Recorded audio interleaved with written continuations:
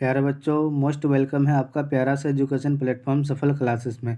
प्यारे बच्चों, class 9th का आप लोगों का जो है 20 यानी दिसंबर से जो आप लोगों का एग्ज़ाम होने वाला है प्यारे बच्चों, सोशल साइंस का, मैं उसका ओरिजिनल पेपर बताने जा रहा हूँ सब्जेक्टिव का, जो आपके बोर्ड एग्जाम में 100% हो बहु यही पेपर रहने वाला है। प्यारे बच्चों, अगर आप इस एग्ज़ाम को क्वालिफाई या पास नहीं कर पाएंगे तो प्यारे बच्चों क्लास 10th में जो है आप लोग प्रवेश नहीं कर सकते, यानी बैठ नहीं सकते हैं, या आप यही कहिए कि आप जा नहीं सकते हैं। ठीक है, क्लास 10th में। तो प्यारे बच्चों, ज़्यादा से ज़्यादा अपने दोस्तों को शेयर कर देंगे, ठीक है, और लाइक कर देंगे। फुल मार्क्स आपका 80 का रहेगा, 40 ऑब्जेक्टिव रहेगा, 40 सब्जेक्टिव रहेगा। ये ऑब्जेक्टिव है, इस ऑब्जेक्टिव को मैंने बता दिया है। और सेक्शन बो में देखिए हम लोग क्या है, अब यहाँ क्या पढ़ेंगे, हम लोग सब्जेक्टिव पढ़ेंगे। देखिए फर्स्ट नंबर क्वेश्चन क्या कह रहा है प्यारे बच्चों, कह रहा है कि अमेरिकी स्वतंत्रता संग्राम ने फ्रांस पर क्या प्रभाव डाला था। ठीक है, ये क्वेश्चन है आपका, इसका आंसर मैं बता रहा हूँ। देखिए आप कहते हैं राष्ट्रीय संघ का गठन क्यों किया गया था। उसके बाद क्या, फ्रांसीसी क्रांति के दो आर्थिक कारण बताए। ठीक है, यहाँ कितना टोटल 3 ही क्वेश्चन बताने बोल रहा है। ठीक है, तो 3 क्वेश्चन को ही करेंगे। आप देखिए उपनिवास यानी उपनिवास वाद से आप क्या अभिप्राय हैं। उसके बाद क्या, वार्षिक की संधि का क्या उद्देश्य है। उसके प्रथम विश्व युद्ध का तत्कालीन कारण बताइए। उसके बाद देखिए यहाँ कहता प्रश्न संख्या 7 से 8 तक किन्हीं एक ही प्रश्न का उत्तर देने बोल रहा। प्रत्येक प्रश्न कितना है, 1 नंबर का है। ठीक है, देखिए अमेरिकी स्वतंत्रता संग्राम में इंग्लैंड की असफलता के प्रमुख कारण क्या थे, विस्तार में पूर्वक करें। तो एक ही क्वेश्चन पूछ रहा है। ठीक है, आप कहते हैं 9 से 12 तक किन्हीं 2 प्रश्न का, तो यानी परमादेश से क्या अभिप्राय है, लोकतांत्रिक शासन व्यवस्था में संविधान की क्या आवश्यकता होती है।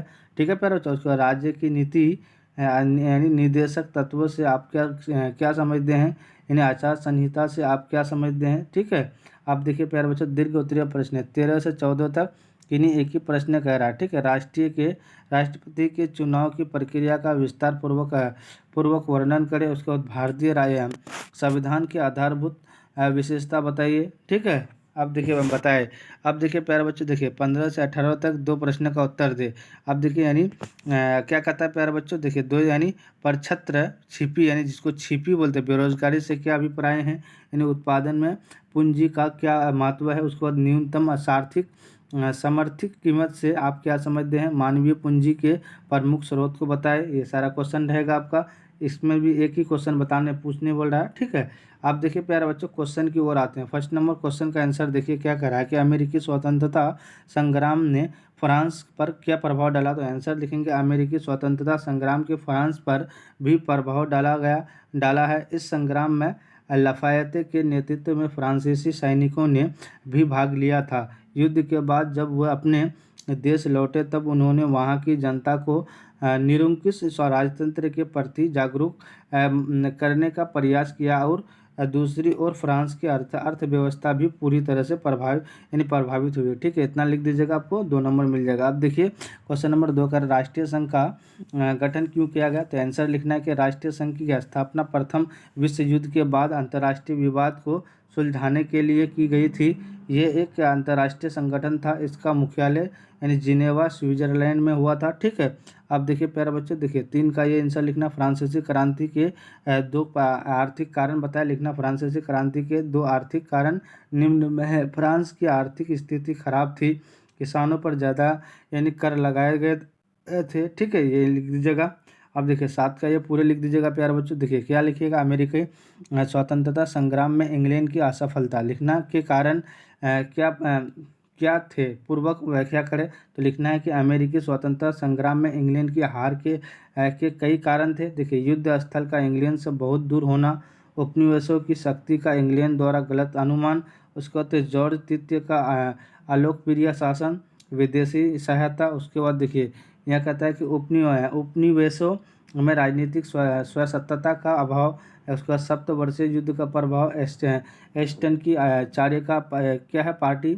अब देखिए प्यारे बच्चों, यानी कह रहा है क्या, परमादेश से क्या अभिप्राय है।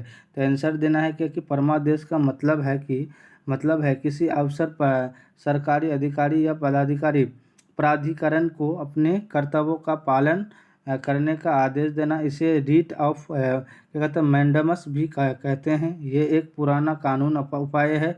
आप देखिए प्यारे बच्चों, क्वेश्चन नंबर 10 क्या कहता है, लोकतांत्रिक शासन व्यवस्था में संविधान की क्या आवश्यकता होती है। लोकतांत्रिक शासन व्यवस्था में संविधान की जरूरत होती है क्योंकि ये सरकार की संरचना तय करता है, नागरिकों के अधिकारों की रक्षा करता है और देश को सुचारू रूप से चलाने में मदद करता है। इतना लिख दीजिएगा।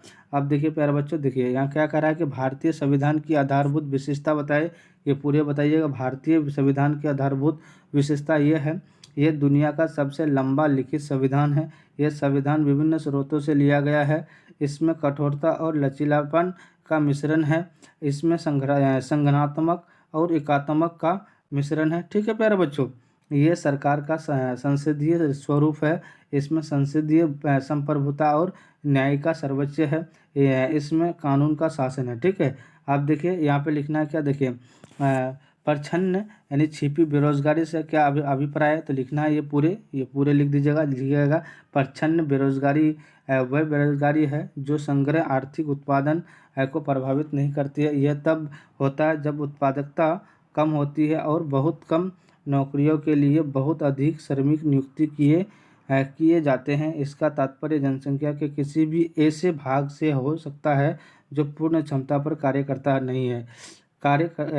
नहीं है। ठीक है, ये लिख दीजिएगा। उसके बाद लिखिए उत्पादन में पूंजी का क्या महत्व है, तो लिख दीजिएगा आंसर में प्यारे बच्चों कि ये एक व्यवहारिक फर्म को अपने पूंजी स्टॉक को नवीनतम और बढ़ाने की आवश्यकता होती है। पूंजी के कार्य और महत्व पूंजी वे मशीनरी, कारखाने, उपकरण और कार्यालय आदि है जिनका उपयोग अन्य वस्तुओं और सेवाओं के उत्पादन के लिए किया जाता है। ठीक है, ये पूरे लिख दीजिएगा। अब देखिए यहाँ पे क्या लिखिएगा, बिहार में कृषक मजदूरों के पलायन में से उत्पन्न समस्याओं का निदान किस प्रकार किया जा सकता है, तो ये लिखिएगा बिहार में कृषक मजदूरों के पलायन में ऐसे उत्पन्न समस्याओं का समाधान करने के लिए कृषि से जुड़े उद्योगों के विकास, रोजगार केंद्रों की स्थापना और शिक्षा के प्रसार जैसे उपाय किए जा सकते हैं। साथ ही मजदूरों के संगठन और उनके लिए आवास की व्यवस्था भी करनी चाहिए। ठीक है, इतना लिख दीजिएगा। ये पूरे लिख दीजिएगा प्यारे बच्चों। ये आपका कितना नंबर का है, ये 10 नंबर का है। तो प्यारे बच्चों, मुझे उम्मीद है टोटल आपको 80 यानी 40 ऑब्जेक्टिव बता दिए। आप लोग जाकर के देख लीजिएगा। अभी जो है सब्जेक्टिव बताए हैं। जो भी चैनल में नए जुड़ेंगे चैनल को सब्सक्राइब कर देंगे, लाइक कर देंगे और अपने अपने दोस्तों को शेयर कर देंगे। जय हिंद, जय भारत।